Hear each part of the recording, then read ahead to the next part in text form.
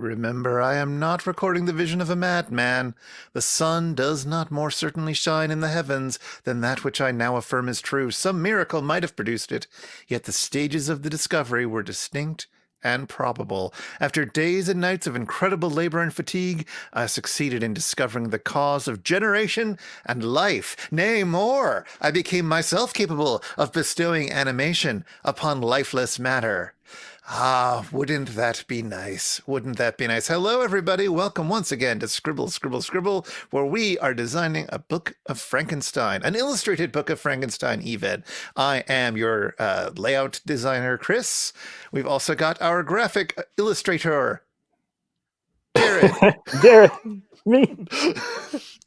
And we have a very special guest this time. It is Sean Frost from the podcast Fiasco Family Movie Night, and having just recently wrapped up an entire month. Well, the better part of a month, but an entire alphabet, A through Z or Z, depending on where you are, of horror movies. Doing it again for like the third year in a row as a podcast. Oh my word, that was crazy. Sean, thank you for joining us. Thanks for having me.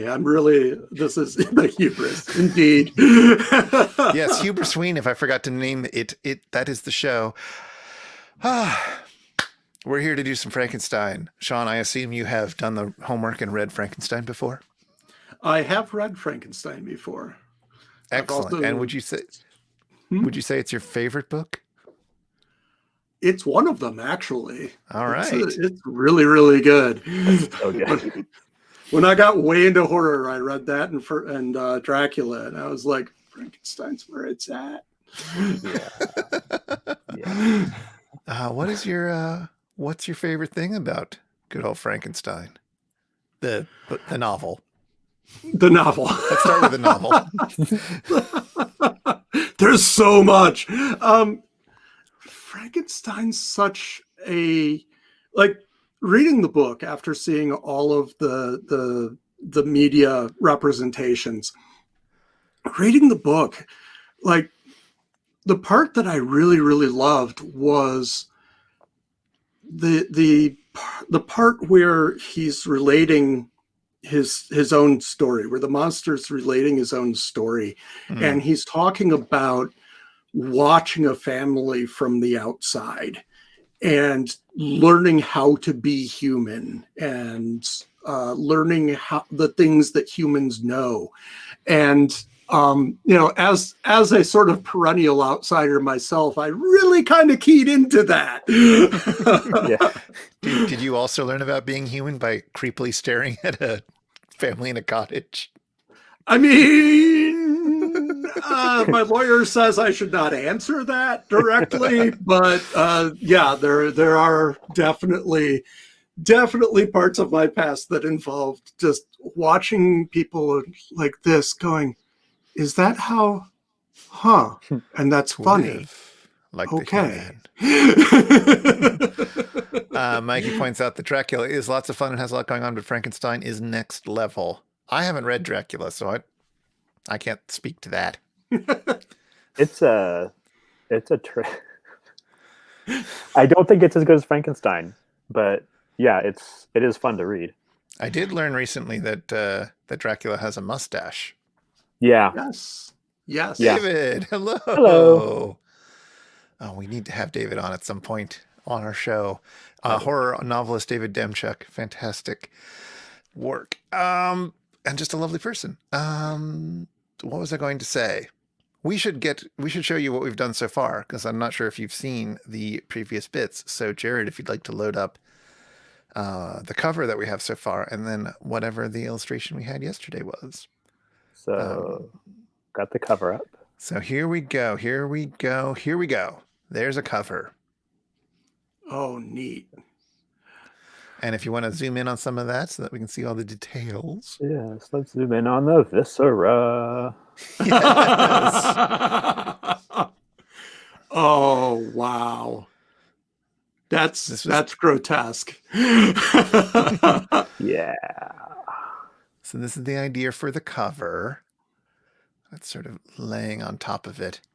That's really nice. And I like that the that the subtitle is sort of this Thanks, Dave. almost like in process scribble. You know, like been messing with body parts. I need to take notes. You know.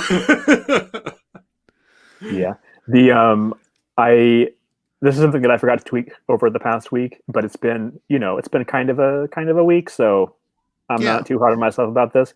The cursive lettering is going to be tweaked to more closely resemble Mary Shelley's actual handwritten draft. Oh wow! Nope. No, well, I mean, it was just like a weird week for me personally. Like I found a turtle or something. I don't know. Yeah. Best, something for another day. So that was the cover, and then last week we were working on we drew a couple Franks, and then we ended up with this as an illustration for the the waking up moment. The unveiling. Wow! Oh wow! Are you? I realize we haven't sort of talked about this, and I hadn't thought about it until just now when I saw it.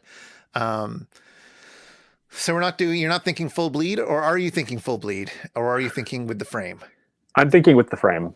Okay, that works. I had this sort of half formed thank you notion that in each of the illustrations there would be something breaking the frame and going full bleed. Mm-hmm. I obviously haven't committed to that here, and I don't know if I will. Right. Yeah, I mean, I guess it would be easy enough to make like the hand be reaching into the frame, so to speak. The hand, or something a little more minor than that, maybe like some of the wires or something. I don't know. I haven't really thought about it because this was more. Yeah. I just forgot that concept at the instant I started drawing. Sean, how many different copies or different editions of Frankenstein do you own? I only own one copy of the book. Oh, is it illustrated? It is not. It is a copy that I picked up in for a course on Gothic literature in college. I want to take that course. Nice. It was a great course. What else was in that course? It was really a study of the sublime in literature. So, I think one of the first things we read was Castle of Otranto. We read The Monk. We read, blast, which one was it? Was it Northanger Abbey? Yeah, that would be the one to do. If it was in Austin, then it would be. Yeah. Because first off, it's her best one. Because it's the funniest. Certainly my favorite. It is nice to read a really old parody. Yeah. Exactly. Well, so one of the questions we've been asking people, and if anybody in the chat has had further thoughts about this or new thoughts, if you're just joining us for the first time, what scenes do you think about? Like, what would you want to see illustrated in an illustrated book? Especially because we need to figure out what we're going to draw this week, or what Jared's going to draw. I mean, I will say right up front, if nobody has any ideas, I might just go Arctic, because we were talking about that last week. But yeah, I'm happy to hear any. Oh yeah. Arctic scenery was one thought. Yeah. Well, and there's also it is hard to remember what was actually in the book and what was in the countless movie versions I've seen. But if I'm not mistaken, doesn't he construct a funeral pyre for the doctor? Yeah. Like that could be groovy. If you want to go a bit more macabre, there's some parts acquisition. Parts acquisition. Yeah. Yeah, absolutely. Oh wait, that was. I was looking for a passage about that, and I found a passage. This is from the the monster's story about waking up and so forth. I was just searching for animals because I remember there are animal parts in the book's Frankenstein, in the build. But let's see. Several changes of day and night passed, and the orb of night had greatly lessened when I began to distinguish my sensations from each other, says the monster, talking about his first days. I gradually saw plainly the clear stream that supplied me with drink, and the trees that shaded me with their foliage. I was delighted when I first discovered that a pleasant sound, which often saluted my ears, proceeded from the throats of the little winged animals who had often intercepted the light from my eyes. I also began to observe with greater accuracy the forms that surrounded me, and to perceive the boundaries of the radiant roof of light which canopied me. Sometimes I tried to imitate the pleasant songs of the birds, but was unable. Sometimes I wish to express my sensations in my own mode, but the uncouth and inarticulate sounds which broke from me frightened me into silence again. So that's an image you could do, a kind of zippity-doo-dah scene of Frankenstein enjoying the birds and then trying to sing along. Yeah. Nobody really talks about the sort of very pretty pastoral moments in that part. Yeah, the really Disney princess little interlude that happens. Yeah, it's true. It's true. Or indeed, like, the sort of spooky but relatable part we mentioned earlier of watching the family, like having a pleasant family scene, and this misshapen creature observing it avidly. Yeah, I mean, that is also one of my favorite scenes. Just do you know what? Do it in such a way that you have to illustrate a cover for Paradise Lost, and then we can do that as the cover for our edition of Paradise Lost.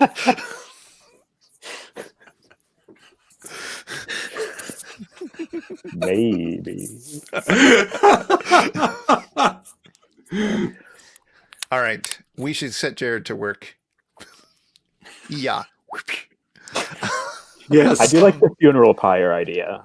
Funeral pyre, yeah. So the funeral pyre from the end of the novel. Yeah, that we never actually see on the page. It's just mentioned it's going to happen. Yeah, that's good, right? Yeah. I mean, look at that. I guess that's in the very last chapter. Yeah. Let's see if I can find that passage. Well, the word pyre didn't show up. Right, I forgot. He's just... Oh, no, sorry. It's in the Walton bit, obviously. Yeah. No, it's still not there. Really? Not the word pyre. If you search for phoenix, I think he uses that word. No. Let me look. Is it even in the 1818?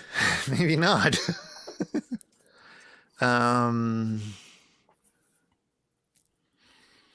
Because he sees funeral pile. I shall ascend my funeral pile triumphantly and exult in the agony of the torturing flames. There we go. The light of that conflagration will fade away. My ashes will be swept into the sea by the winds. My spirit will sleep in peace, or if it thinks, it will not surely think thus. And that's the monster speaking. Yeah. And then he goes, "Gotta bounce." And yeah. And that's my raft and go. Yeah. Mic drop. Yeah. All right. Well, so him imagining his final days. Funeral pyre from a great distance in the snowy wastes. The end. Exactly. Yeah, that's what I was thinking. Yeah. One thing I am considering. That could be a 2-page spread. It could be. Just the very last 2 pages. That wouldn't even work. Never mind. I think we talked about this in a previous stream, but leaving the monster actually pretty vague and not really visible. Yeah. So that's why in this one that I already did, he's just like an eye, or the funeral pyre could be a silhouette, that kind of thing. This is such a great... I love this speech so much. Hey, it really, hey, Kira. Not like that I line. So fair enough. All right. Do we want to make it a 2-page spread or? Well, it is the end of the book.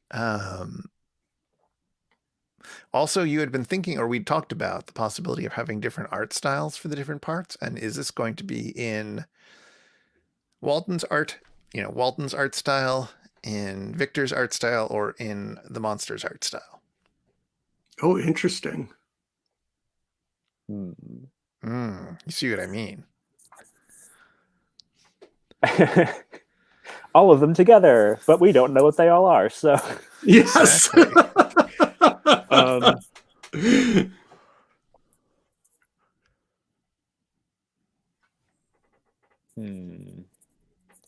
The other possibility could be, or another possibility would be having this last image, perhaps unlike the rest of the images, be very sort of ephemeral.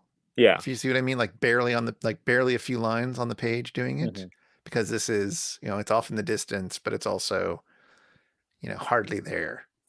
Yeah. I was thinking about abstracting it quite a bit. So it's not, maybe this would be the Walton style, but have it be really heavily sort of stark blacks and whites and not the midtones that are in the Awakening image. Right. Right. So the fire would be very, very distant and you could, if you wanted to, you could do the sort of try a Walton style Arctic scene and then do the pyre thing as well. Yeah. After, once you have a sense of how that other one might look. Maybe I'll do that. I like the thought of his style being kind of stark. He's Tony Stark. It's in some ways it's a story about him starting to discover that, life is not a min-max setting situation. Is this Walton we're talking about? Yes. Yeah. Okay. Yes. Walton Walton has to learn that you can't just drive people to stay to care about this cause that makes no sense of getting to the North Pole when they're going to die. Yes. So, we all learn that someday. we all start out with the thought, I can make people do whatever I want because they all agree with me. And then someday that kicks you in the ass. And I've always loved the fact that the story comes from a place we associate with such lack of life. Yeah. It's the whole... But what was that? No, that you have this image, although there's life teeming under the water and some of it comes up onto the ice and stuff. There's this image you have of the Arctic as being this barren, lifeless waste. And for a story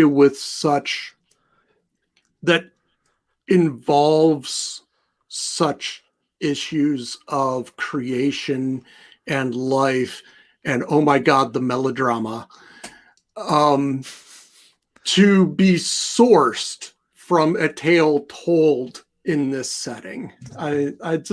I love that so much.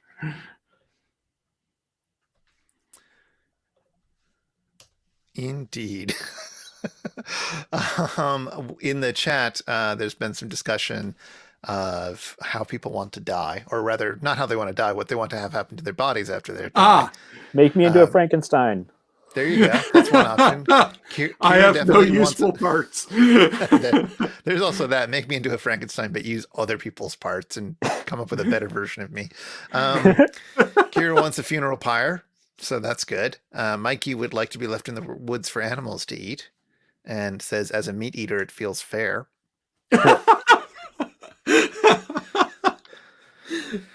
So,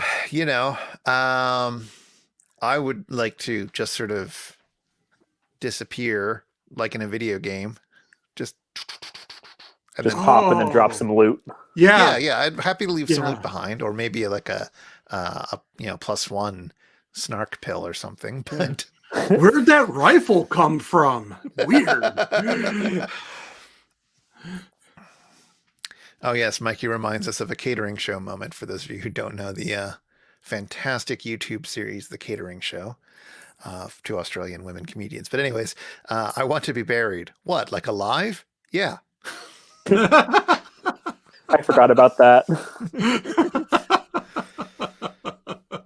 And Kira says, I want my ashes to be turned into something, either one of those pieces of jewelry or whatever, or one of those tree things where they use your ashes to plant a tree. That sounds very nice. Do either of you have any thoughts on this topic? We should get it before, God and the internet, before anything happens. Yeah. Oh, yeah. Yeah. Living will kind of stuff, right? Exactly.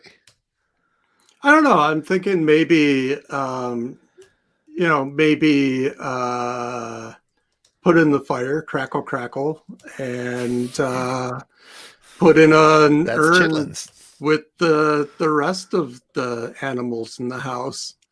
Oh, do you have just one urn for all your animals? No, sorry, they get separate. Yeah. It's not quite as macabre as the thing in oh shoot. Whoops, dead zone, gone. Movie's gone forever. Bye-bye. It's not quite as, I don't know which one you could possibly be talking about, but you have seen about 1 billion more movies than I have. So. The one, it's based on it's a kids movie, CGI animated, based Frankenweenie. Based on a Neil Gaiman story. Coraline, that's the one. Okay. It's not quite as grim as the wall full of stuffed dogs. Ugh. But it's a nice little urn, and you can go, oh yeah, that one peed on the rug a lot, or oh, this one would bite you if you touched her wrong, which meant anywhere but the ears. Kira says, I know people who want to have their ashes mixed into their headstone. Huh. That seems pointless to me. First off, mixed into their headstone? And then why would you need a headstone? I mean, I guess if you're if there's a vial, why would you want that? You can mix a lot of stuff into cement. Yeah, but don't people normally get marble? I don't think are headstones made of cement often. That's not what I thought, but I could be wrong. What are headstones made of? What are the things this stream has forced me to Google? Marble, slate, or granite. You don't make them out of cement. Oh, but some people do. Okay, some people make concrete. Huh. Never thought about it. I don't want to have a headstone. So, yeah, obviously, yeah. Mikey says you can make them out of whatever you like, and Kira says it's a permanency thing, which, for some definitions of permanency, I suppose. But, I mean, I read Ozymandias in high school. Nadia says cement would not last long at all if it's about permanency, which. I mean, if I were going to go that route, I'd go use me to nourish a tree sapling or something, Exactly. Let your cells become part of the. I don't know. I'm not telling people that they shouldn't do whatever they want to do. I don't know. Honestly, I don't think about it much. Because I'm like, oh God, no, I don't want to think about the end. It's just there has been no categorical proof yet that I will die. Right. Yeah, exactly. I mean, you haven't so yet. far, the preponderance of evidence is that most people will die. Yeah. But there are a lot of us currently living who have not died. So the jury is still out. It is not true that the living outnumber the dead, as some people like to claim. That is not true. No. Man, this chapter is all nasty. In terms of what? Well, okay, fine. I don't know. In terms of what? Sorry, in terms of, I'll show you, even depending on how exciting. Yeah, we can switch over for a second. Boop. All right, so there we go. So now in this chapter, which is chapter 2, that I just copied and pasted, the thing is that you might notice, I might even be able to, what is it, W? Nope. Oh, well, not there, certainly. There we go. You might notice that this page ends one line further than this page because of the paragraphs and because we don't want just one line of a new paragraph at the bottom of a page. That looks awful. Sure. Right. Similarly, that also happened again on the next page. And the page after, oh no, yeah, nope, the page after that, which is the final page of the chapter. So that's going to be a thing. I'll have to figure that out at some point, but maybe not right now. Not while this Arctic. Now again, I mean, that's where you get Sergio Aragones to come in and do some marginals. So, just fill that space with some silly little gag about stealing corpses from the grave, or, losing your loved ones and dedicating your life to defeating death, stuff like that. Kira, I absolutely recommend that you look at all your books and how they line up sentences on pages. It's good fun. Oh my God.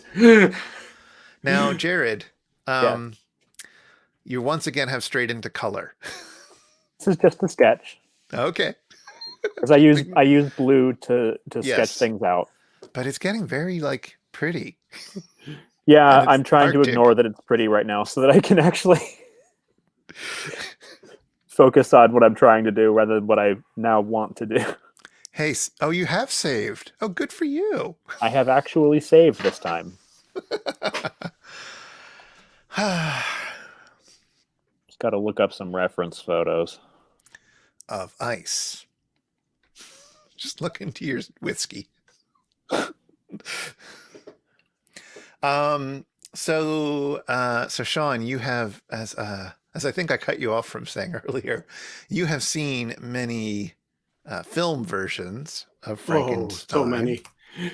About how many do you think you've seen? Let's see. John Carradine was in about a gazillion movies. About 30% of those were Frankenstein. I don't know, but at a rough estimate, I'd say I've probably easily seen 100 different Frankenstein or Frankenstein related or adjacent movies. Wow. Pretty easily. It comes up a lot. I mean, there's a lot of stuff that doesn't even use, well, there's a lot of stuff that uses the name and clearly isn't. Right. But, there are a lot of things where people put bodies together. RoboCop could be considered a Frankenstein movie. That's true. It depends on how flexible you want to get with how you define it. If we're narrowing it to absolutely uses the term Frankenstein and includes a creature that is created and brought to life, I'd say still easily around 60. Yeah, there's a lot out there, and most of it's utter garbage. I mean, sure, it's well, all right. We'll talk about the utter garbage in a second, but first, let's talk about some of the good ones. What do you have a favorite? I have favorites for different reasons. I genuinely like the overblown, not really that accurate Kenneth Branagh film. Primarily because it is overblown and melodramatic, which is perfect. I mean, you're talking about bringing someone who is like, I've got it. I'm going to cheat death by taking dead things and charging them with electricity. Sure. So yes, bring it on. Bring it on. I think it made a lot of mistakes, but it was wonderful to see an intelligent monster Sorry, I just saw what was happening on screen, and it was very funny. Yeah, I'm uncapsizing the endurance so that I can feel it.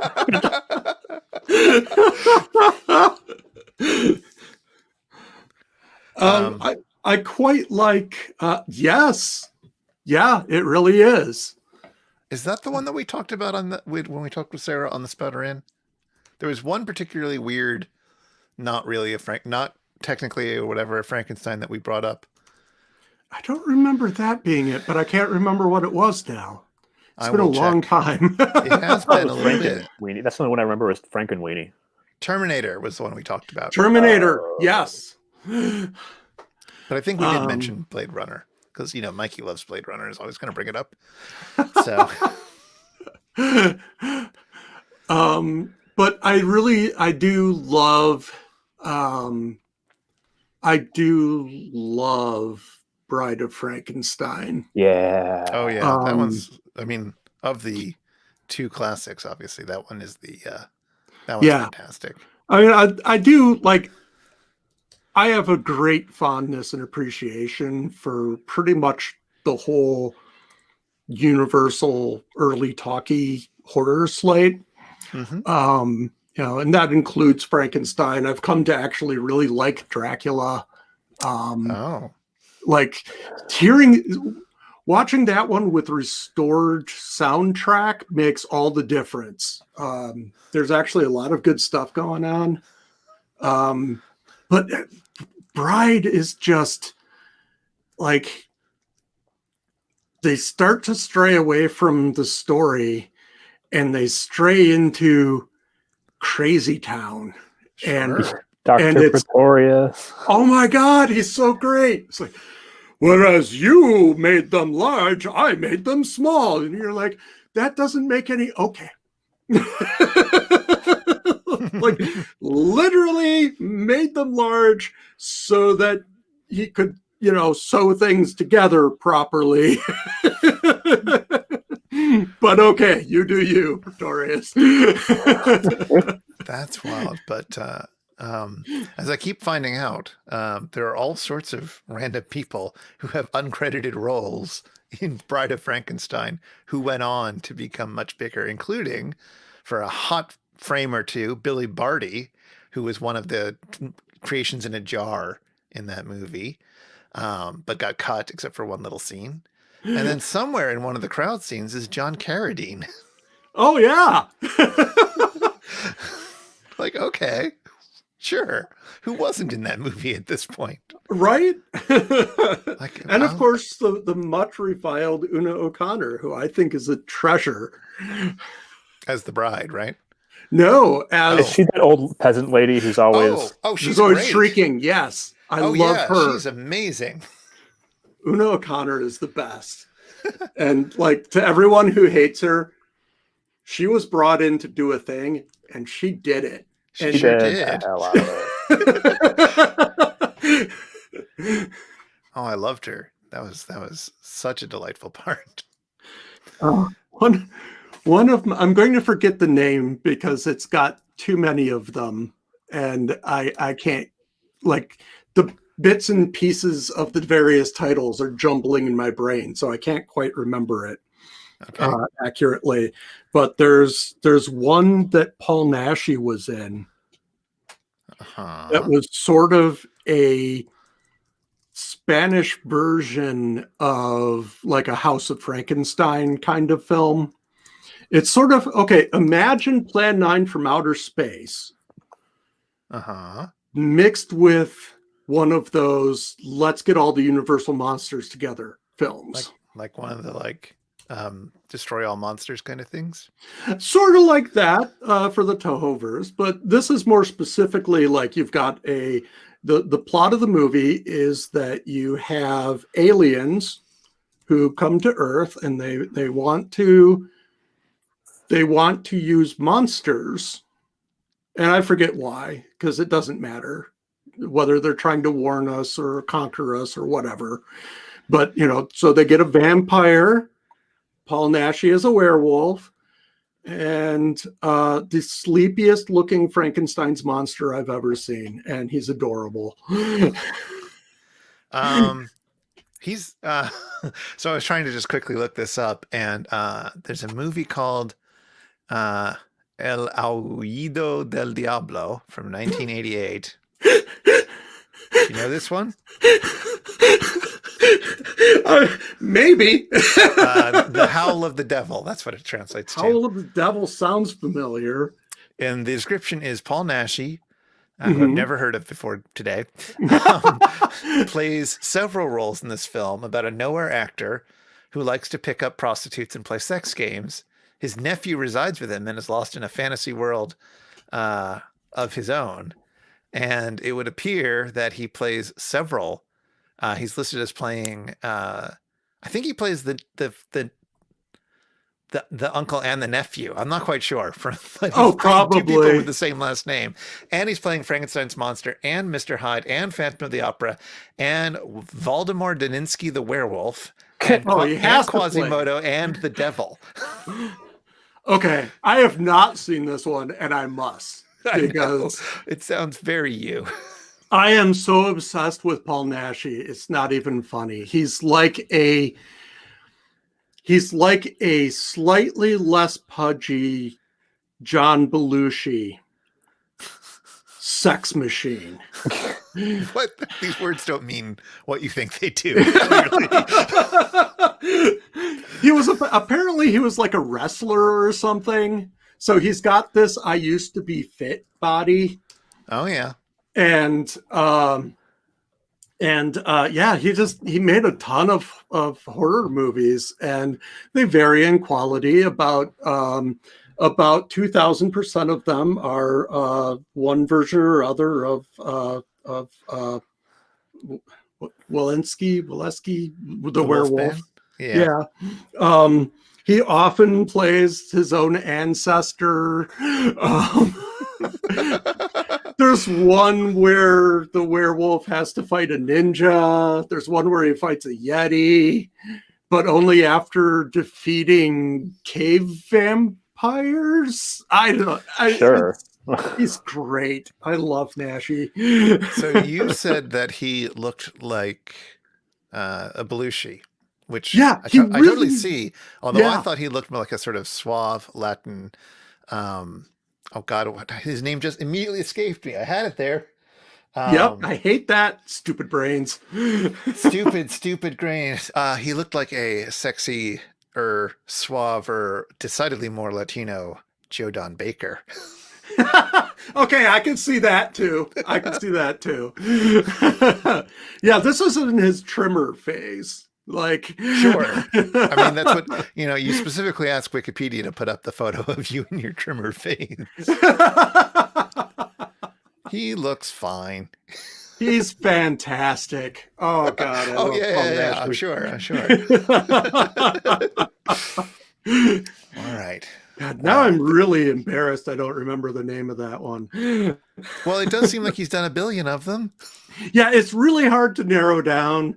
And, so many have, like, they have similar names in the first place. And then, like, when like 60s and 70s era distributors brought foreign movies over, they'd, like, run them several times under different names depending on what the trends were at the time. Uh-huh. So, like, I mean, you co-host It's Just a Show. You know this. Yes. Have you seen the biopic about him? Oh, no. Well, I don't know. It might be a documentary. It's this film biography, so maybe it's a documentary. It's called Paul Naschy, the Man Who Saw Frankenstein Cry.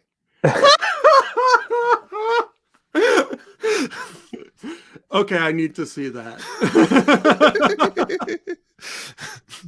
Like, I need to see that. Yeah, write it down.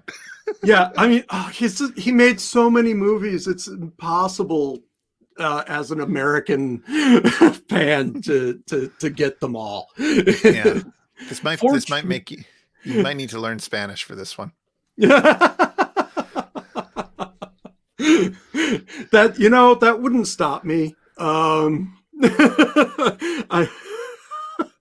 I Hey, did. Sid.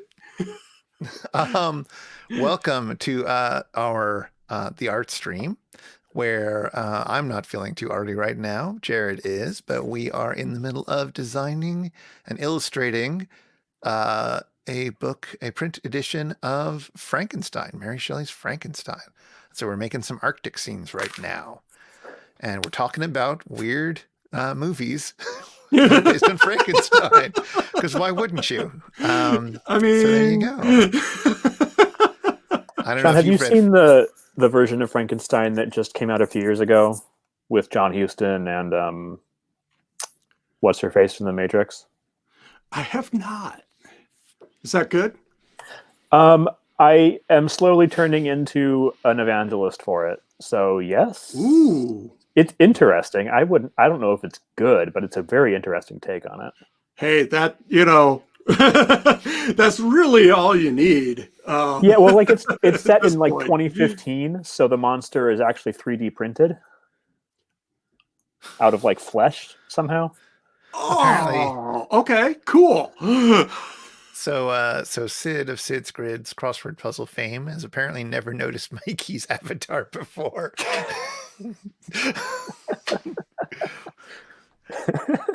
Oh yeah, Mikey should send Sid some links for your bodybuilder photos from when you were at peak condition. But yeah, Mikey has gotten on stage and his little tidy things, and if you've got that the video of you doing your routine, that's always fun. But yes, I did find the movie. okay, good. Which movie is it? It's Los Monstruos del Terror. Oh yes, Assignment Terror is the title I saw it under. Well, the Monsters of Terror themselves, also known as Assignment Terror. God, that's a terrible name.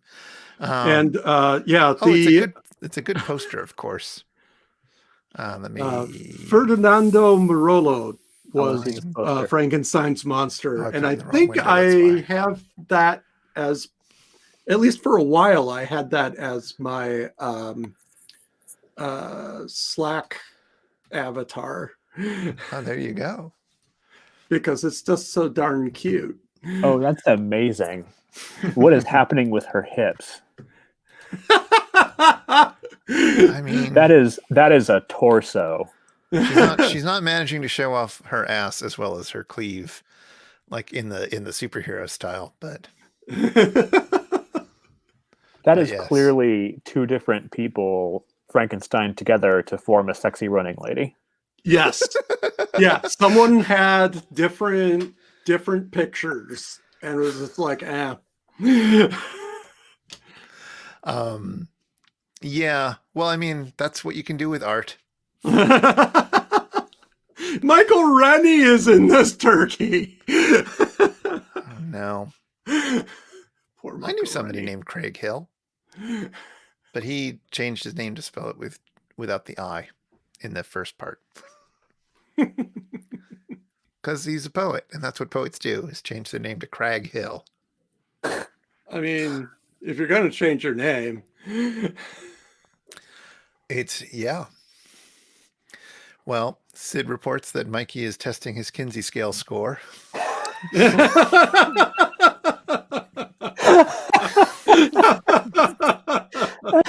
It's all good.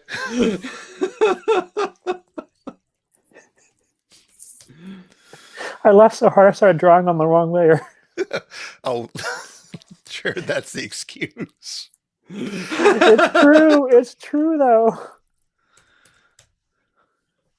Okay. Oh, look, it's a poem. Why is there a poem in this novel? Now I need to set up what poems look like in this document. Is it an elven poem? Which poem is this? I don't remember the poem. Okay, well, let's talk about that. Yeah, let's discuss some poetry. What is happening? We're in chapter 4, so this is, I think, the making the monster thing.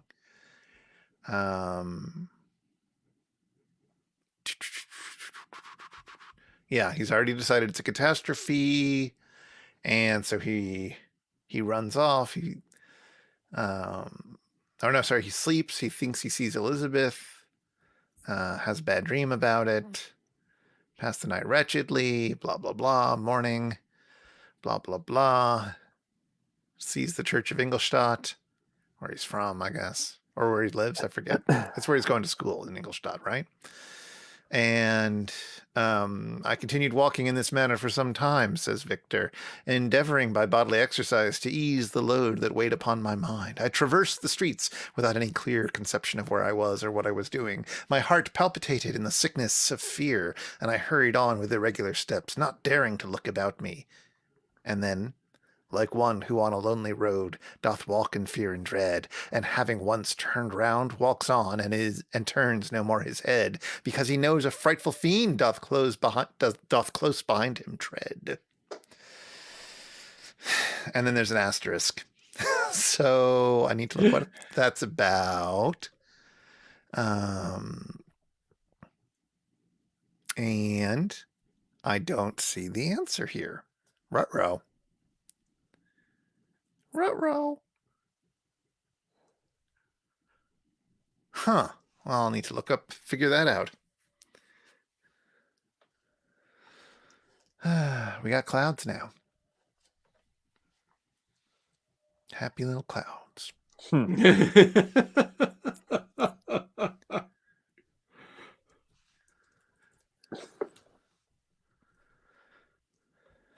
Oh, yeah.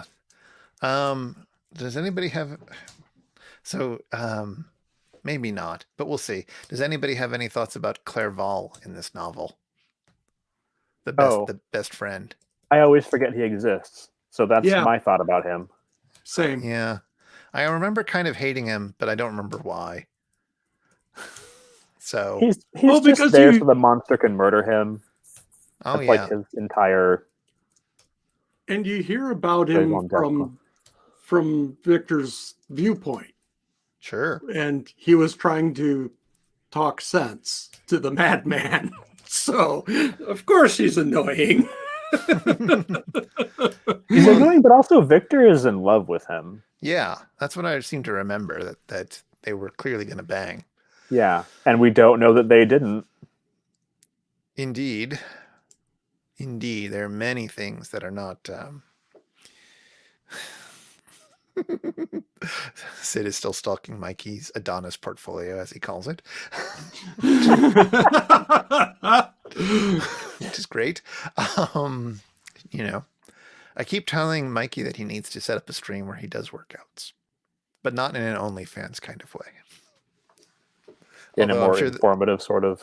Yeah, well, maybe. I mean, if he's actually doing the workouts, then it's probably hard to explain things between sets without ruining the workout. But still, I think there could be something interesting with it. I think there could be something. Maybe we can get some. Maybe mix it with somebody who's making music.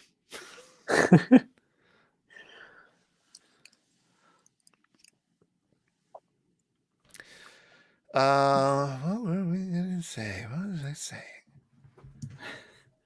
Now, for giant monster fans, oh yes, there's always Frankenstein Conquers the World. Is that Godzilla versus Frankenstein? I'm is that not a different one? Sure if that's the one of the titles. I know there is a Godzilla versus Frankenstein. There's title. like a kaiju where Frankenstein is going up against. Yeah, this is it's definitely it's an Ishiro Honda film. Right. And it's basically the plot of it is that sorry, I was just looking at some of the different titles. I'm loving Frankenstein versus the giant devil fish and Frankenstein and the giant lizard. Frankenstein versus Baragon. Yeah. Baragon, not Barugon. Yeah, different. You got to get those bargons separated. Let bargons be bargons. Nice. We The got gist there. of this one is that Sorry. Okay. Took a second to wake the up. monster's heart is seized during World War II Yeah. Sure. as a relic. And- Frankenstein's monster, yes. Yes, Frankenstein's monster's heart is seized as a relic and sent to Japan for study, As you do. as you do. And they expose it to radiation. As we do. As As you do. yeah. And it starts pumping, and they're like, wow, this is really cool. And so they keep exposing it to radiation, and he regenerates and becomes a giant monster. And like, depending on which cut you see, because it was there were American and Japanese studios involved. So the American cut, the monster is destroyed by falling into the earth during an earthquake. Uh-huh. The Japanese ending is boss, because he dies fighting a giant octopus for no damn reason. It's just suddenly there's a giant octopus and they go into the water.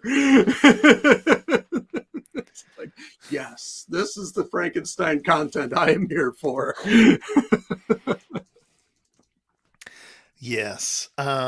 So let's see. While we've been chatting, David said this drawing is looking more and more gorgeous, and Mikey pointed out after a certain joke that the dad quotient of this stream just spiked. And now Sid is bringing up the fact that I did not like today's New York Times crossword puzzle on the stream, which I do not normally get into such a grumpy mood about them, but for some reason I am feeling a little bit let's say stressed right now. I don't know why. Can't imagine why. But Weird. but I did not care for the gimmick in today's puzzle, and I condemned It was bad. You did it? What was the Yeah. gimmick? Sorry? What was the gimmick? The gimmick was that for the theme entry, so it's Thursday, so there's a gimmick. And for the theme entries across, they all had the word equal in it, like equal rights movement. And Okay. then for the downs, in those same, equal was in one square though. And for the downs, they had words with double I's. So like Kristen Wiig or skiing or Shiite. And when they crossed, they made a hashtag. And that was the revealer. Cool. Because the equal sign plus a double I makes a hashtag. Just like, I don't know. I didn't like it. I still don't think that's a good way to do that. To not account for it. Yeah. To not account for the entire symbol in your clues. That's what got me upset. Also, there was some gnarly fill and a few other things I didn't like. But well, Sid liked it, which is fine. Sid's allowed to be wrong. It had a very strong aha movement, which I think was just me rolling my eyes. But, that's okay. Not every puzzle is going to please everyone.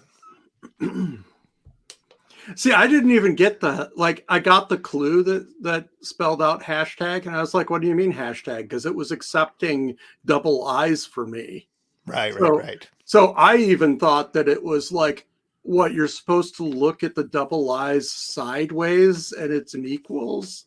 It never occurred to me to put a damn hashtag in there. Because you can't read it. So I always remember, or I seem to recall that when I was doing puzzles in the times 20 years ago, and they were doing more and more rebus stuff, that it always was an actual rebus. Like if they showed the grid, that it would have a little image, like it would be like put in, apple or whatever, and it would always have a little apple or something icon. I don't know what it would be, but now because we've moved on, all sorts of things go into rebuses that aren't rebus-like at all, which is fine. I don't have a problem with shoving a bunch of letters into a thing, and I don't have a problem with like all sorts of clever things that you can do with it. I think the one that I talked about on the stream was putting in the number 8 for the acrosses and having that read as 2 zeros or 2 O's rather going down. Mm-hmm. Fine with that. I'm 100% fine with that. That makes sense to me. But this hashtag thing, I just didn't like that you were supposed to not do half the symbol. That doesn't make any sense. Well, and it's got to have changed everything when you started doing, when they transferred to having to have things work digitally. So he points out that there was a puzzle years ago with several squares that had an S crossing an I to form a $sign. I also don't like that, but all right, fine. It's a thing that people are doing. Fine. I'm just going to sit in my corner and pout when those happen. I'm getting it. I like all sorts of things that break crossword puzzles, but this, for some reason, just rubs me the wrong way. No, sir, this is too far.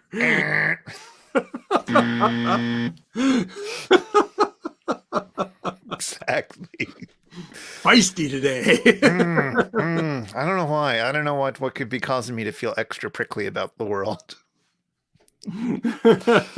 Anywho, it's all fine. It's fine. If people are happy, that's fine.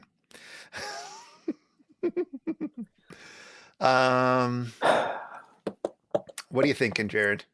That was a good sigh.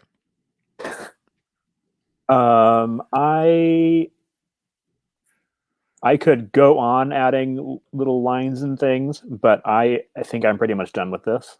Okay, now let's see the big picture again. Well, now I'm deep in the... All right, well, whenever you're ready, let's see the big picture again. I said I was done, but I really wasn't.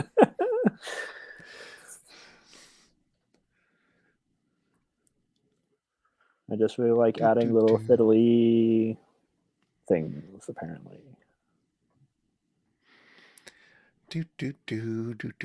Okay. All right. Big picture. So, are you thinking that you would put a frame around it? That's my first question. Or that it would bleed? Or neither? There's all sorts of options. I was toying with the idea of not putting a frame around this one, so that there's more white and it's boundless, literally. But then I think the lines just kind of hanging out here are a little weird. Where? Just like the ends of the lines where there's like clearly a border that I was drawing up to. Yeah. What if you just had a border around the ice part? The bottom, so to be below the horizon?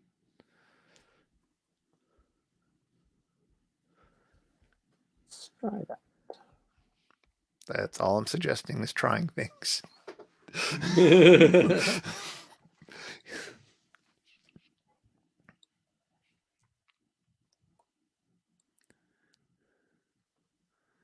Can you get rid of the green lines? There you go. Oh, no, that looks weird. That looks like a comic strip panel. It does. Yeah, it looks like it's separate. Like it literally looks like, look at the top part. Now look at this. What if it just went up to the, what if you didn't draw the frame north of the topmost clouds? Would that keep it open more? Maybe.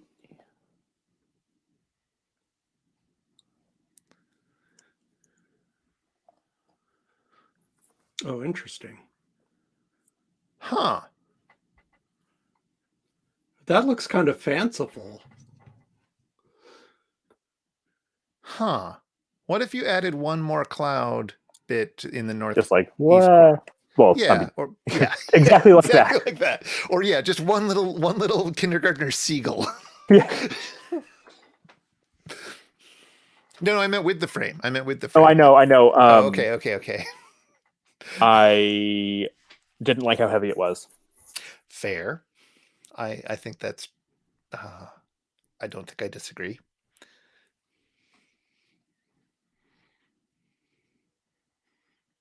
That makes me happier. Yes. Tidy.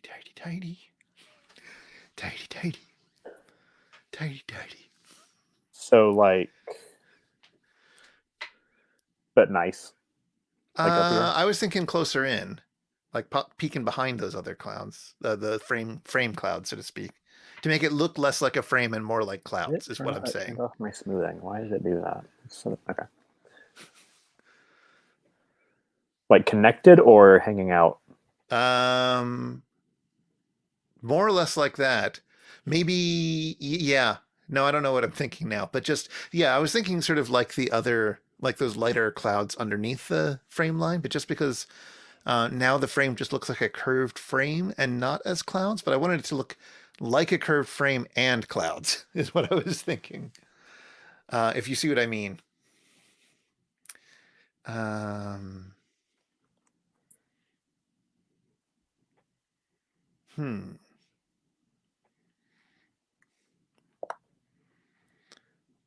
Huh. What do you think? Either of you. About like that. Yeah. Oh, interesting. Yeah.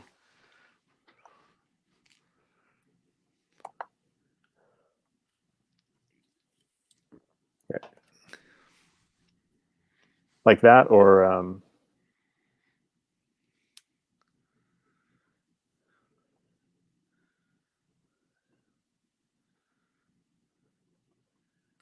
Now, oh no, that right. There wouldn't be. Well, it depends actually on how early in the book you are, right? But I was just like, are there mountains in the background? For some reason, I'm sort of imagining like cruises of Alaska. Mikey says, I used to enjoy imagining this part of the novel took place in Canada, despite the fact that it takes place in Russia. Or it's in St. Petersburg, isn't it? yeah, that's where the first letter is written. Yeah. And then they head north, which I guess could hit Canada eventually if my playing of 80 If you days keep going is north long anything. enough. Russia is the Canada of Europe, says Mikey, uncontroversially. I did think about mountains, but I liked the sort of sailing into the, or sort of stranded on the horizon kind of thing. Yeah. Should there be like a polar bear?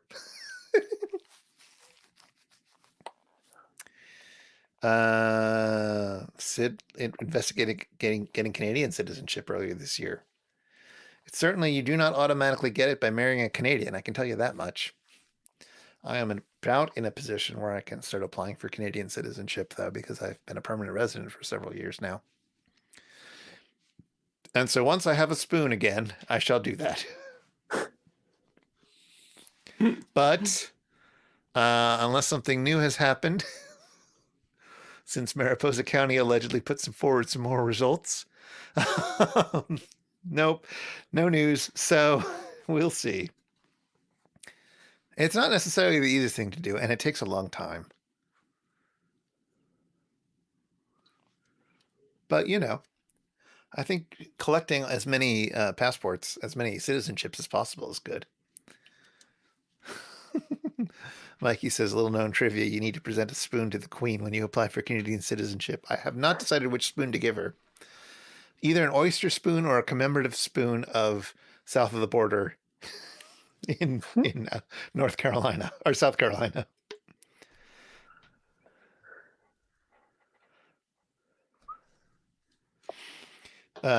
Sid also says, also not easy to make the move as an MD PhD trainee with no independent academic legs yet. Well, you just need to apply for an academic program in Canada.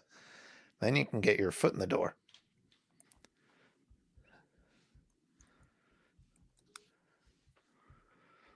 You don't have your not to bring up unpleasantries, but you don't have your PhD yet, as I understand it, right, Sid?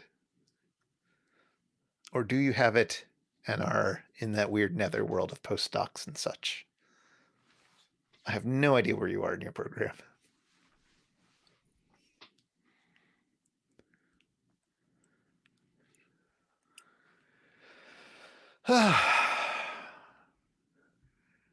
um,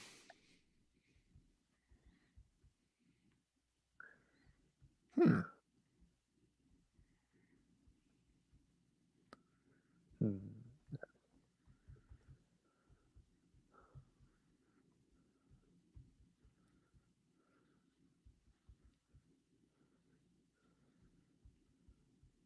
Oh, you're doing medical stuff. Why did I think you were doing something completely different? Okay. Medical stuff? Anywho, so Frankenstein must mean a lot to you then.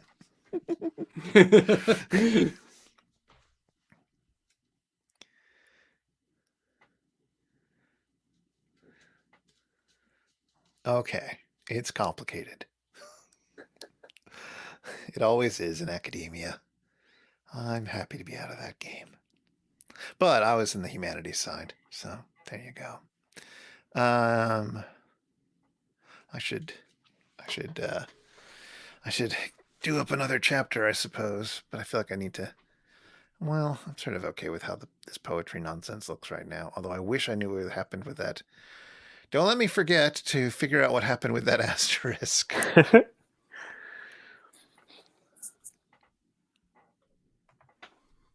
You don't happen to have your copy on hand, Sean, do you? No. Yeah. When I know what room it's in, but I don't know what pile of books it might be under. Fair enough. When Mikey and I got married, all of our American friends were like, "Oh, so Mikey's going to apply for citizenship for your green card now?" And we were like, "No, are you out of your mind? No. What would make you think that? No." But Chris, Americans are like that. Were you trying to figure out what that asterisk, what that poem is from? Yes, I assume there's a footnote. Yeah, it's the Ancient Mariner. Coleridge's Ancient Mariner. Oh. Rhyme of the Ancient Mariner, I guess. That did not seem to be included in this copy of the text. So I will look at this. Now this is a letter to, now chapter 5 here is a letter to Victor from his cousin. Is that Elizabeth or is that someone else? He's getting married to his cousin, right? Yeah, it is. Probably. I think it's Elizabeth. Yeah, it's Elizabeth. So there you go. Have you ever married a cousin? No. No, but my English teacher in high school did. She was very proud that she didn't have to change her name. Well, that is nice. I'll give you that. How am I going to set this? It was a different time in the Appalachians. Was it in the Appalachians? No. But Michigan is pretty much the Appalachians. It's the Appalachians in the Midwest. Yeah. Excellent. All right. No. What else was I going to talk about?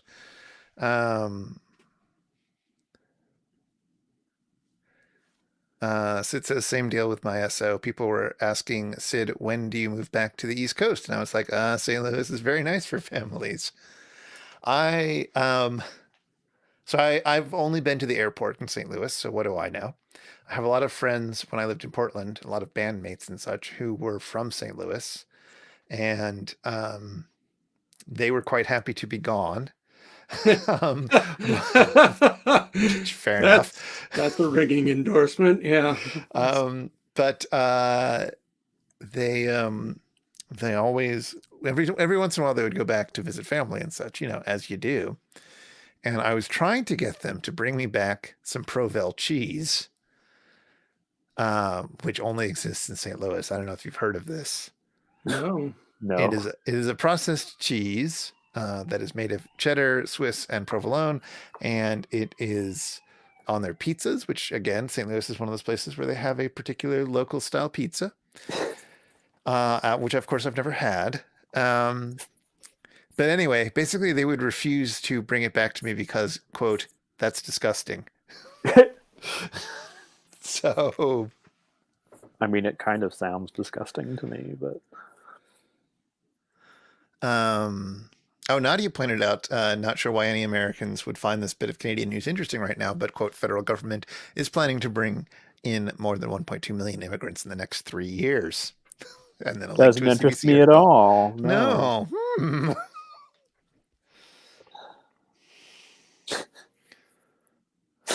I need to get another degree anyway, right? What's Toronto? What's the University of Toronto like? It's what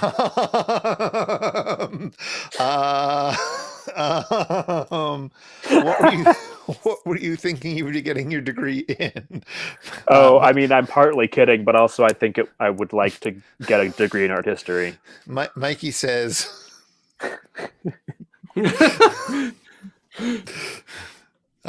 Jared, you touched a news. Oh, I can tell. A nerve, rather. In art history. I mean, I don't know whether. Oh man, the only art history prof. I think the only art history prof that I know at U of T was awful. But I'm not going to say any more than that right now. We can talk later. But there's also the Ontario College of Art and Design, and then also, if you want to stay on the West Coast, there's Emily Carr. There's Emily Carr, and I don't know if Simon Fraser does stuff, but there's another one out there too, I think. But oh yeah, Nadia points out try Ryerson. If you're going to do Toronto and you're going to do that, I absolutely would recommend Ryerson over U of T. At least look into it. Ryerson is sort of the third, let's say, college after Toronto and York. Ryerson kind of comes in third, but they've got a lot of money and they really want to prove themselves, and so they're doing all right. That's my take on it. That could be wrong. Well, it's not like I've looked into it, so yeah, I've just vaguely thought about going back to school for that. And yeah, if you want to do art, OCAD, Ontario College of Art and Design, would be best. And I know they have some art history things there, but I tend to think of it as a place where people get like BFAs. Yeah, and I already have a BFA, so yeah. So why not get a second one? Yeah, just in a slightly different topic. Yeah, there you go. There was also people talking about crushes on cousins, so that happened. And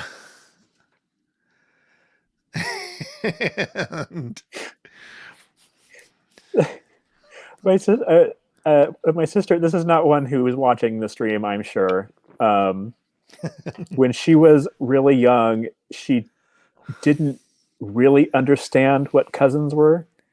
So when she met a cousin of ours, and I guess he hugged her or something. She told her best friend that she had a lover. How old was she at the time? I don't know, like 6 or something. I don't really know, like old enough to know the word lover, but not enough to know what cousins are. Or really what lovers are. Yeah. That's very sweet. It was, yeah. Yeah, I know. Obviously, it's one of those like, kids say the most depraved things. Yeah. Yes. David has a cousin story that he clearly can't tell here, but subscribe to his OnlyFans for more. He doesn't say that. That was my editorial comment. That's for the sequel to Bone Mother. Yes. Although, well, I don't remember if the new book is a sequel to Bone Mother. I don't think it is, right? But, no, it's not. But there you go. But there could be one. Yeah, Bone Cousin? Is that what you're thinking? Well... Good night, folks.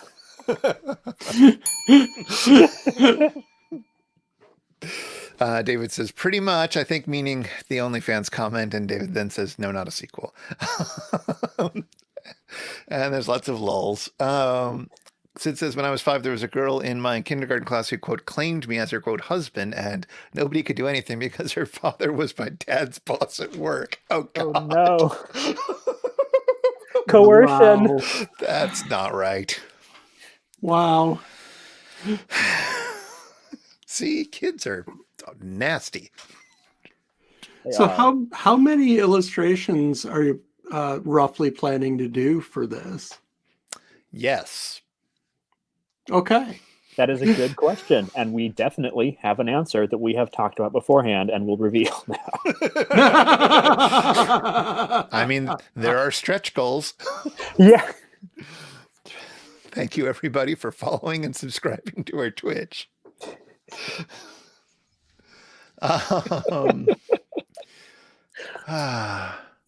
Does it need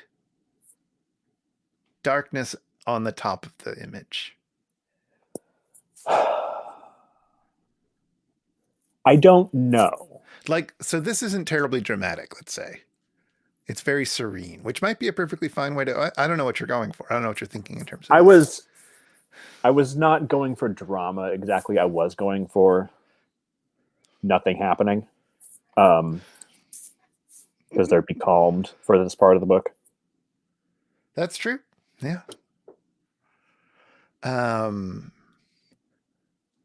I like it like Hey. this. Like, I know that there are all kinds of things about art theory that Oh, I don't even have that open right now. I don't understand. But I mean, I know enough to know there's stuff I don't understand about it.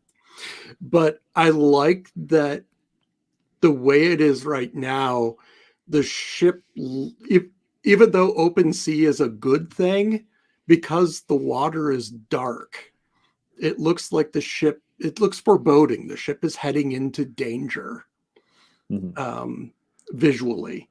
And I think that's a neat place for that to be. Like, you can look at it as being kind of serene and spacious, but there's also this peril hinted at.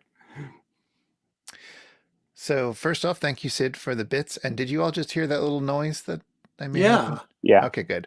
That was I don't have the thing. I didn't have the program on, but I was able to repeat the noise. So thank you very much, Sid, for that. And then we've got some comments. David says, "I love the contrast between the ice below and the clouds above." I think. Nadia says the water looks menacing. Kira says, yeah, it looks kind of like a starry sky with there we go, with the smaller bits. Sid says the art is gorgeous. That noise is a donation. Oh, wow. Is I think 100 bits from Sid. Nice. Which if we were using the other app that I used to crossword stream with would cause a little animation to happen on screen. But I finally realized I should rig it up so that the sound at least happens. So thank you very much for that. And Nadia says also, I love the cloud. So there you go. Should the cloud look like a bunny rabbit? The first time the sound happened was while I was yammering. So I thought, oh God, is that Chris telling me to shut up? No, that's this sound. No, you just mute my mic and that's okay. That's also true. Well, this is interesting. Yes. Now, are we thinking of having this for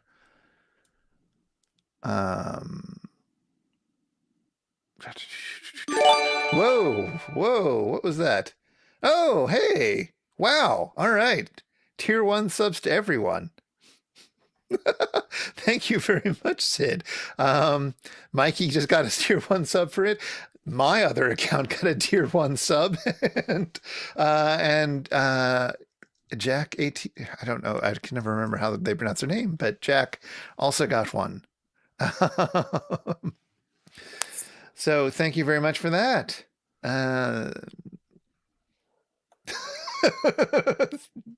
That was not intended, says Sid. I gifted a sub to Mikey. Wow, that was not intended. Thank you. Lol. It's all good. And oh my God, everybody's getting tier 1 subs. Many people who are not on stream right now have tier 1 subs. That's amazing. Thank you very much. At this rate, we might actually be able to put on the other emotes soon, because I think we needed just a handful of subs for that. So thank you. Soon, everyone will have queen bees and or princess bees, and that is very kind. Kira points out quite correctly. Let's have a round of applause for Sid.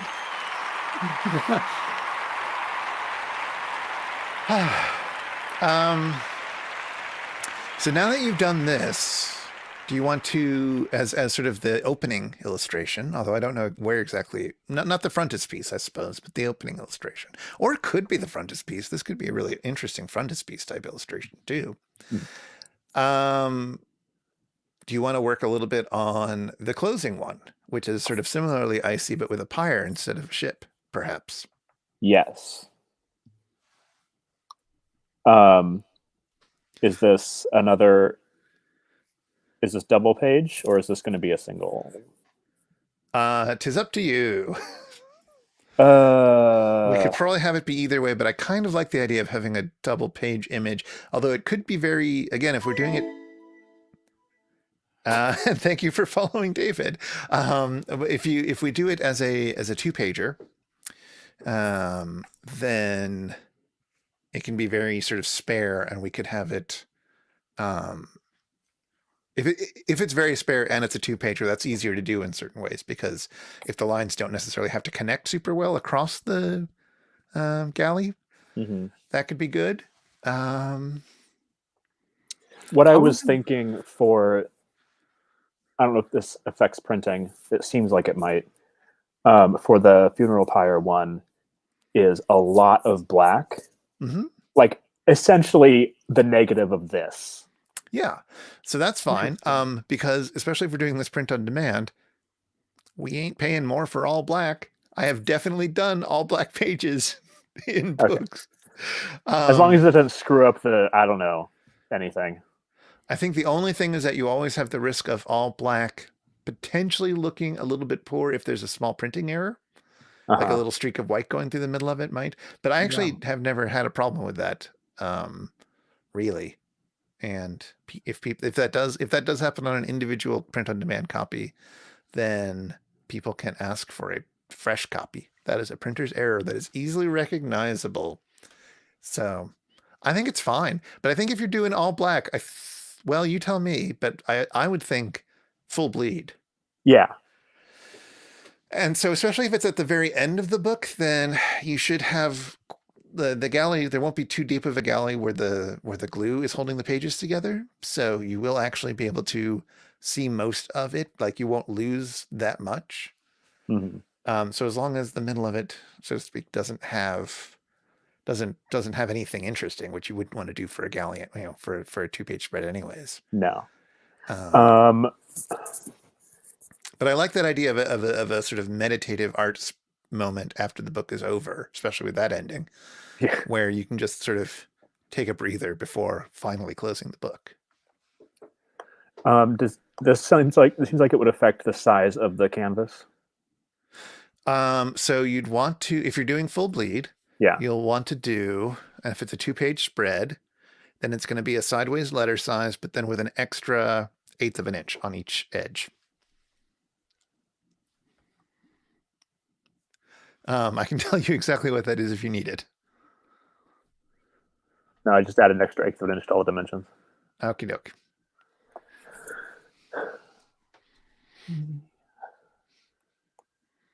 It's roughly that sized. Yeah. Oh. Helpful. Thanks.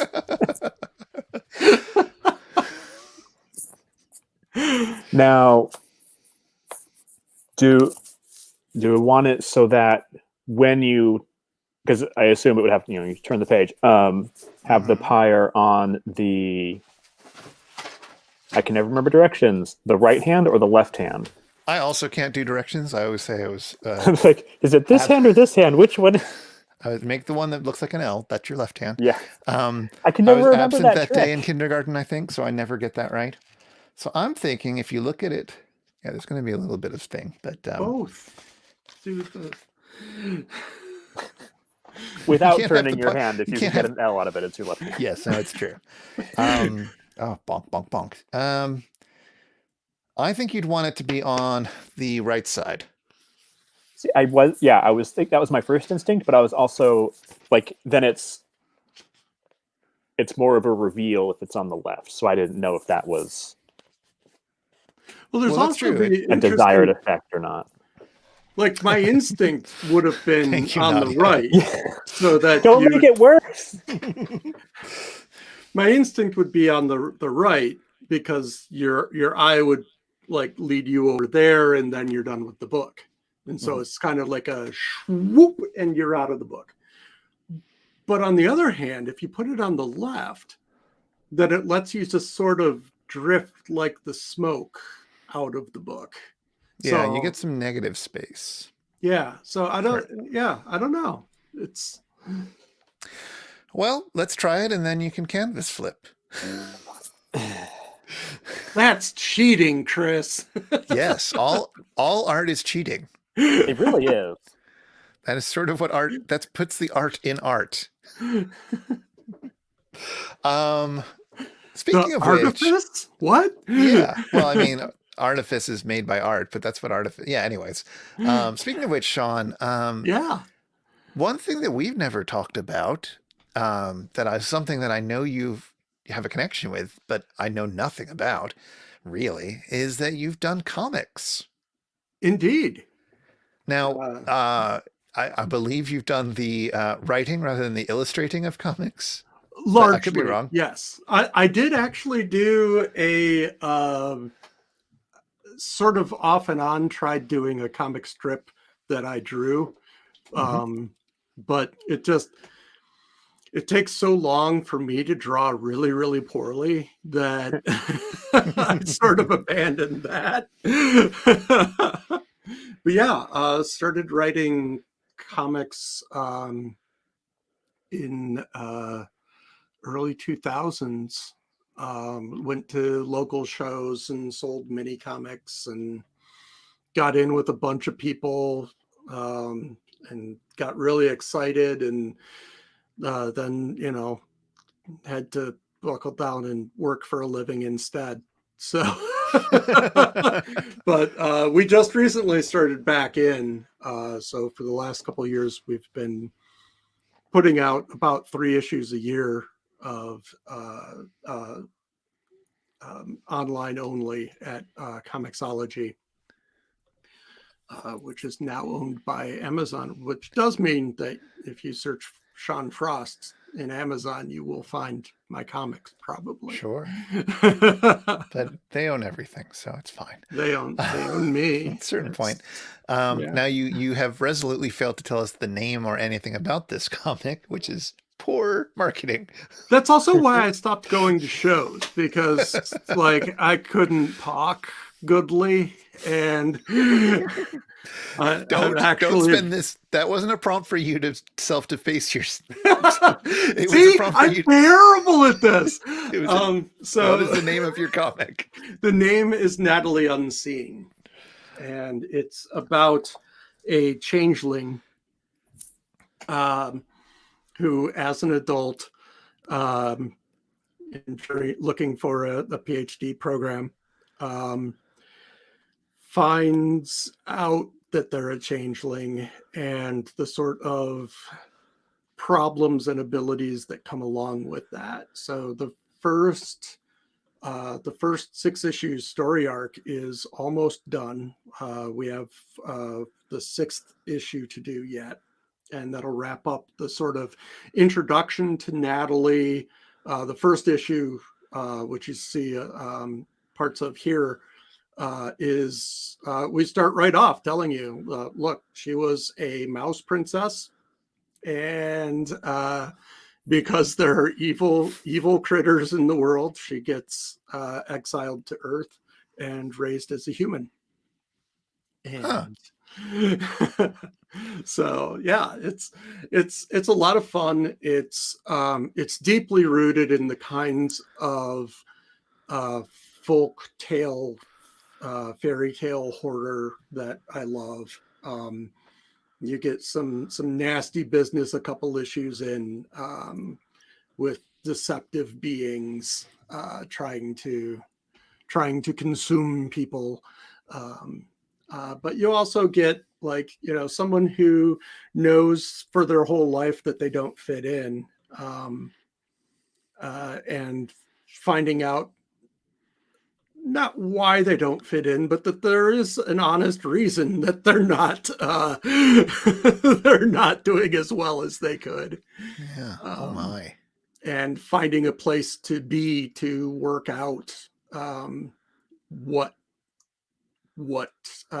to move on with their life, how to delve deeper into this world of contradictions for them. So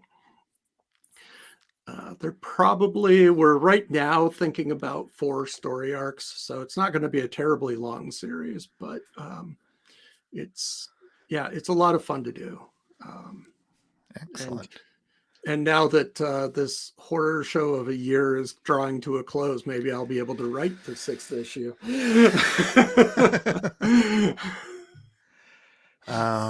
I mean, don't count this year out yet.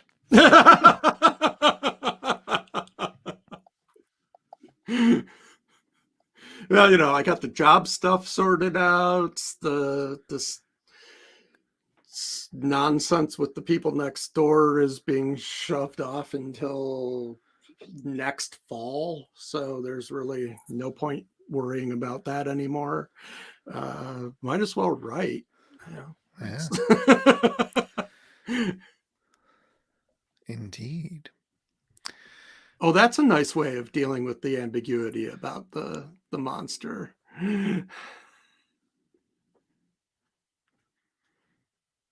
You get the back silhouette. Maybe I should save this. Yes. And so my preconceived notion, which is not like a thing that has to be or anything, is that this would all be smaller. Mm-hmm. I was picturing something like this, but much smaller, sort of further off in the distance kind of looking. I was too. Actually, so was I. But as so often happens, I just forgot what I was doing. Sure. Well, and that was the other thing. I wasn't sure whether you were doing I'm going to draw it big so I can get details in and then make it smaller. This is wild looking. I don't know what's happening with the streaming. When I write the comics, there's a way that I visualize everything as I'm writing the descriptions and the dialogue. And my partner almost never sees it the same way that I do. And it's just fascinating to me to watch how that transition happens and how it becomes, I wrote it, but then it becomes her work that comes out of it. And that's really cool to see. Absolutely. Yeah, that's always a great thing about, it's the thing I enjoy a lot about creating is when, especially that sort of thing, is just sort of putting it out in the world and finding out what it's about, so to speak. Yeah. That's certainly one of the joys I got when I get from making poetry, because especially the way I sort of go about it, it's sort of, for the most part, not like I'm not trying to convey information. So I'm just trying to create the opportunity for an aesthetic experience. It's even less sort of programmatic than, these illustrations. There's the stuff that I've made is very open for interpretation, let's say.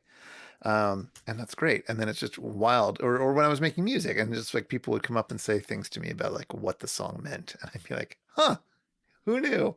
That's great. So I love that sort of thing. Obviously it drives some people crazy.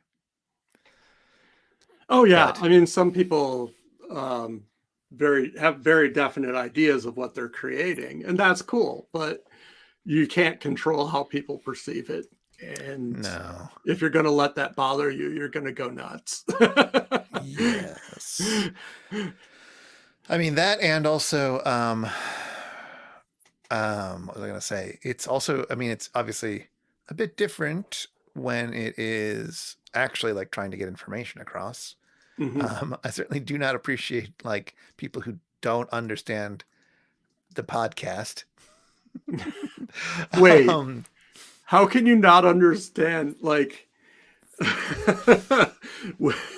You would be amazed at how people have not quite gotten the point of, especially it's just a show. How can you not get the point of it's just a show? You can, and this is a little insider baseball, but I think this is all stuff that people have commented on iTunes. You can say things like, They don't. They're always ragging on riff tracks. They understand it's the same. It's like they don't even know it's the same people who made the show. Um, And it's like, yeah, no, we know that it's some of the people. yeah, Obviously, we from know some of the this shows. from some of the seasons, the bad ones, or the Yeah. ones we don't like as much. Ah, And it's not. and it's Mystery also Science Theater. it's not the same thing. And it's terrible. Like, Yeah. so they kind of miss the point of that, and also like there's a lot of people who don't like our show because we don't talk about the episodes enough, or we don't like we're not like because we're not like a fan show in the way that some podcasts are, and that's fine. Like it's fine to be like, I love this show and I love everything about the show uncritically, and this is a space where I'm going to celebrate that. Like that's clearly what some people are looking for when they Oh, turn yeah, to a that's- podcast about their favorite show, and that's super not what we're doing. Like there are No. episodes and seasons that we can't stand, and we try to articulate why we can't stand them, and you know, obviously we have differences of opinions amongst the stuff that we do like, or even in those seasons. But what Yeah. we're trying to do is you know, create a kind of companion, as you know, is create a companion thing where we use this as a launching off point to talk about other stuff, and a lot of people don't get that. Some people just don't want that, which is fine, but some people just don't. That is just not seeming to occur to them. So I don't know. I feel like I've explained it poorly there, but nevertheless, like we've always tried with the main Fiasco family shows, we strive to be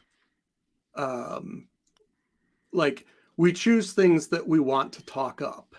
And you don't have that luxury being dedicated to a show. Like you like the show and you'd love to talk up the show, but let's face it, not every episode is good. Right. It's the ones that don't give us anything to talk about, which are the real frustrations. Like whatever that was a few episodes ago, we're just like, we were so scrounging for topics. But anyway. But even with things that we adore and want to talk up and want to get people to see, we often will be like, here's something that didn't work.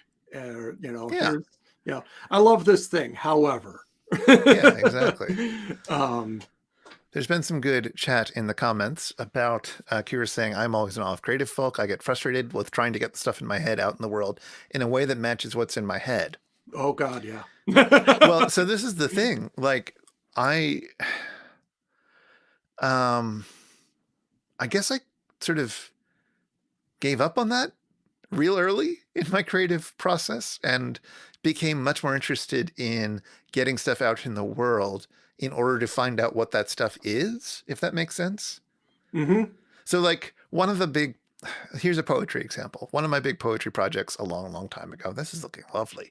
One of my big poetry projects a long, long time ago involved writing programs to process texts, like, you know, public domain stuff that you could find on Project Gutenberg or whatever, to go through it and do manipulations to the text and spit stuff out, and then look at it and see whether I liked it or not, and then tweak the program to have it better have it better poop out poems that I liked, right?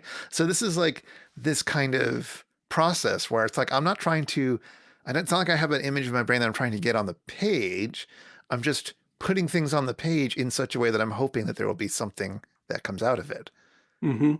So I feel like even with my academic writing back in the day, and even with podcasting now, I only occasionally have a very specific thing I'm trying to do. I just have a general sense of what I'm hoping for. What is this? Oh no, you're filling in little dots. I was like, is that a brush that's making these little sunny side up eggs? No, it's just the against the sketch. It looks a little funny. Yeah. Oh, right. Of course. Mikey said, I always loved when a story of mine got into the world and people told me what it was about. It's so weird and cool to learn things about a text that came out of your brain. Really good editors are like that too. It's like you're doing X. And I did not intend to do that, but my God, it is doing that, isn't it? Art really does have its own life and its own identity.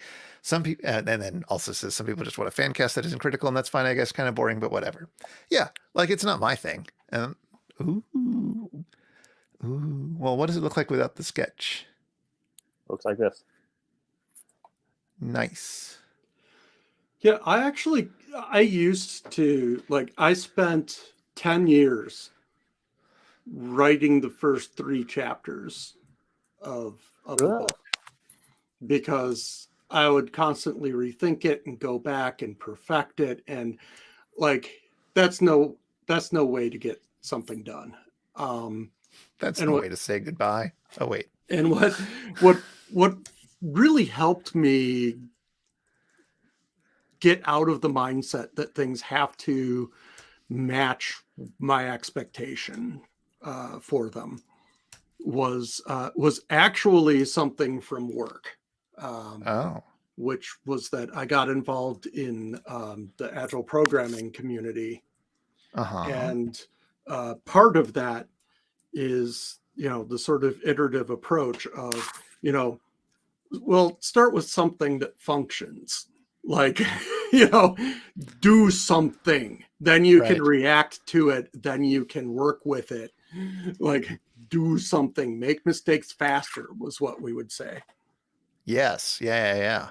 And when I was able to do that with the code I was writing, I was then able to do that with other things. And so that really helped me when I first started writing comics. It helped me try to draw. It helped me make music that no one wanted to hear. Like, I set these things free in the world, and the world decided that what it meant was that I should not do it. And that's fine. That's an answer. At least I didn't spend 2 decades doing it and then release it and find out. If the world doesn't like it, that's fine too. I've put plenty of stuff out in the world that the world doesn't care about, but I like it. Well, I mean, it's always a weird surprise when that I can focus on something that, like, Tim and I have been doing Fiasco podcast for several years now. And, we've got a core base of, a dozen or so listeners. And we love them very much, and we know their names. And, but,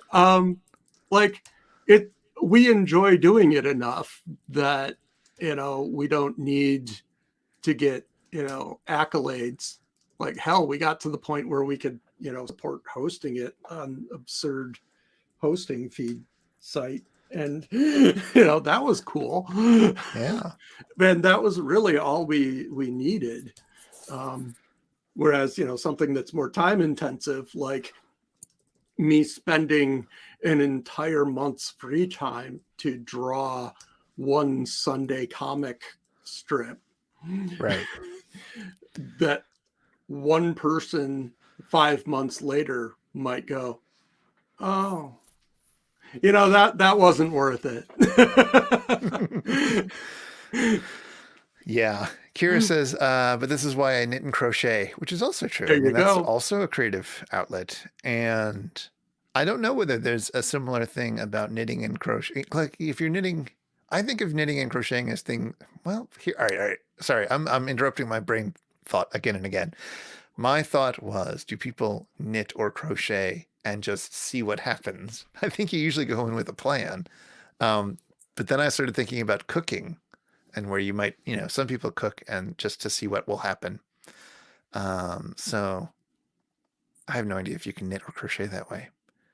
But sometimes it's just really satisfying to make something with a plan as well. I mean, I bake as well, or used to, and you don't wing it too much when you're baking bread or anything. So, but you can do a little bit. Yeah, baking isn't really a winging kind of. No, but once you've done it a bit, you sort of know the areas where you either you can wing it or you can respond to what's happening. Like, the bread isn't coming out right, and now fancy brushes. Yeah, got those Kyle brushes. Kyle's in the house. Nadia says, I love how this is looking, the drama. Kira says, it depends. I've taken basic ideas and tinkered with them. I've made an Afghan that I jokingly call the skein, I never remember how to pronounce that word, blanket. It's just a simple thing, but I knit it in such a way so you didn't have to join the strips. Very nice. And you'd have to see pictures of it to understand a horrible description. Oh, that's fine. I think I get the basic idea.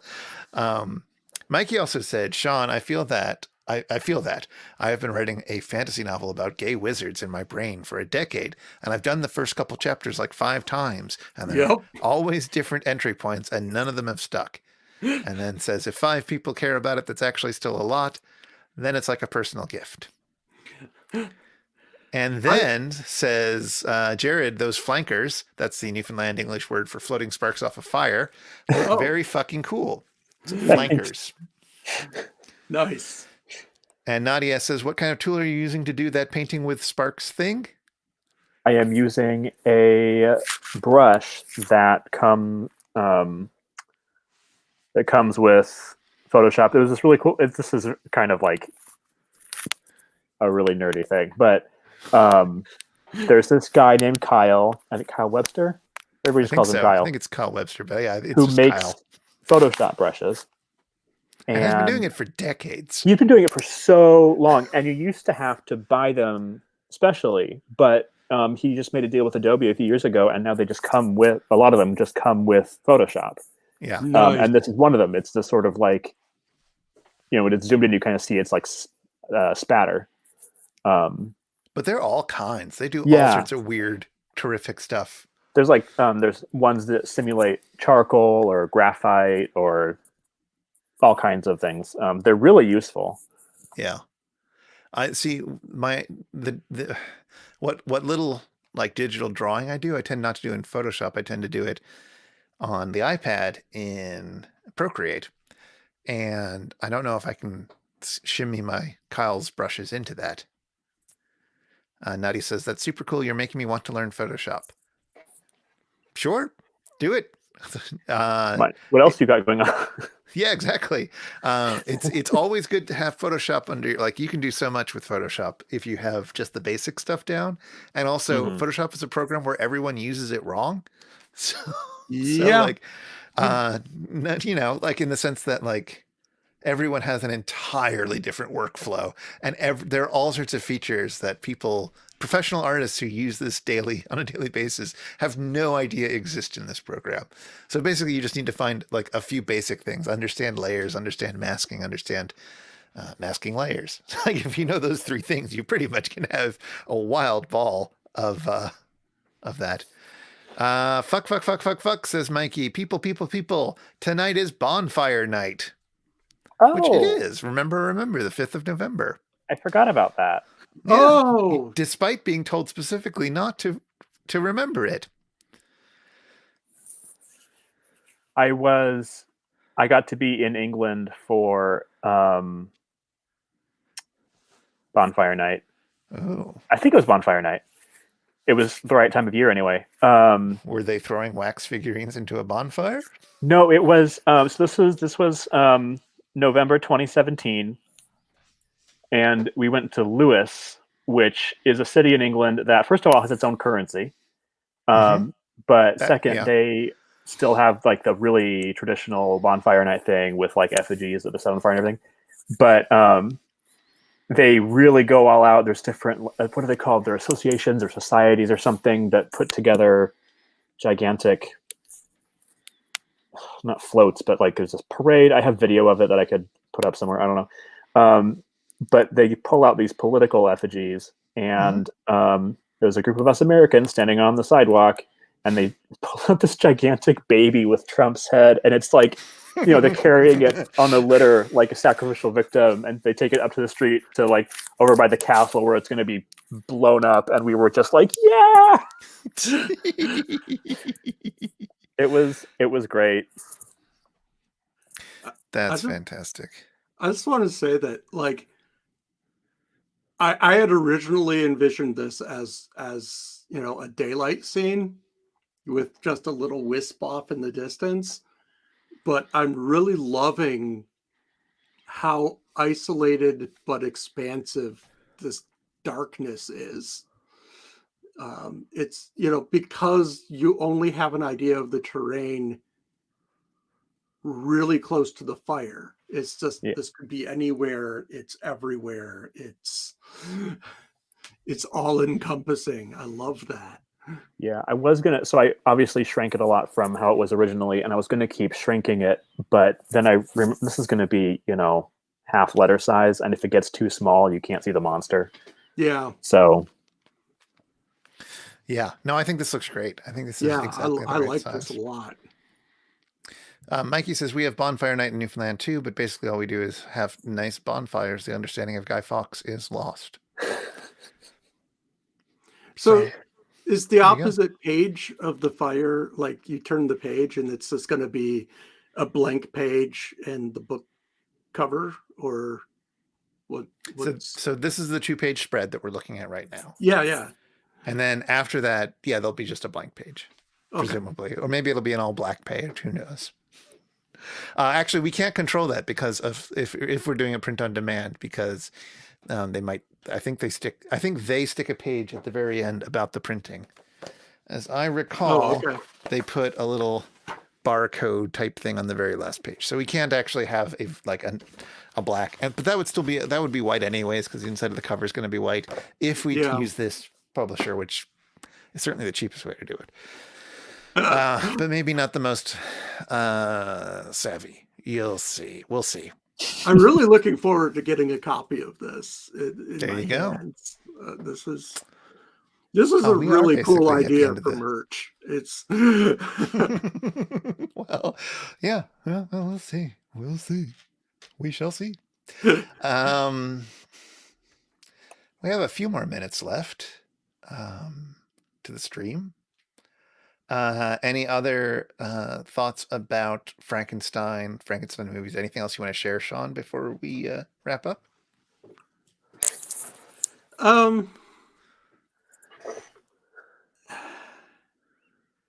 I just really, there's something I've always been drawn to about Frankenstein's monster in almost every version, whether it's the childlike innocent version or the philosophical murderer.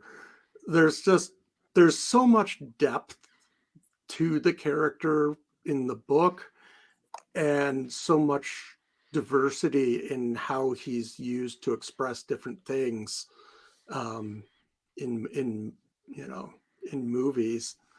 And it's just, I don't know, it's just one of those foundational kind of concepts, I think. Modern Prometheus, really, that subtitle really nailed it. Oh yeah, and now we've got him bringing fire. Yeah. If you were to cast a new film version of Frankenstein, who would you cast as the monster? Well, not Robert De Niro. No. Robert Pattinson? Actually, I would like to see. I mean, Tilda Swinton, but beyond Tilda Swinton. God damn it, you took it. But no, I was going in a direction of, I would like to see a non-salacious version of the Lady Frankenstein concept. There's a lot about it that has historically been tied up in maleness, and I think that there's some fascinating things that you could do with creating a woman instead of a man. And and I don't mean icky things, I mean fascinating things. Yeah, for sure. Just from the different societal perspective and expectations and slamming into culture and all of that. And so I don't know, I'd really like to see someone, I'd like to see someone with Karloff's ability to act through things, take that on. So I don't know. Maybe. Oh shoot! I'm blanking on her last name right now. The woman who was in that Battle Angel Alita movie. Rosa. Shoot. Brain I'm looking dead. it up. Keep talking. I'm looking it up. She I've seen her in two things now. Rosa and in Salazar. Salazar, that's it. I've seen her in that and a Netflix short series under which she was heavily animated as well. And her ability to act through whatever CGI crap they're doing to her really impressed me in both of those instances. So I think she'd be a strong kind of underdog candidate. They're probably going to go for someone with like name recognition that is going to, bring the curious. So, we'll probably wind up with, the Harley Quinn Frankenstein's monster instead. But yeah, and I like Margot Robbie, but it's like I think what we need is a CW version of Frankenstein where everybody's young and hot. We've had that, I think. Surely. a couple times. There was a Beauty and the Beast, but I don't think there's been a Frankenstein.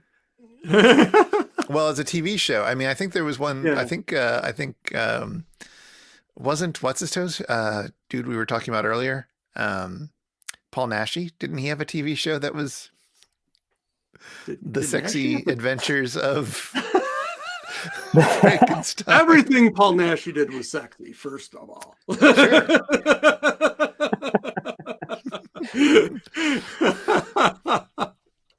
I just mean like Riverdale, but it's Ingolstadt. Oh, I see. Okay. Just as long as we don't get another Frankenhooker, because frankly, one was more than enough. Wait, that's true. What? Oh, you don't know about that. Yeah. Well, tune in next time as we go dig deep dive into Frankenhooker, which is a real thing. Sadly, it is. Yeah.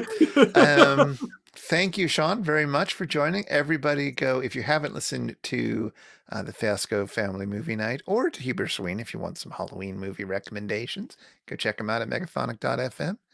And Sean's on the Twitter at RetroZombie, but without the E at the end.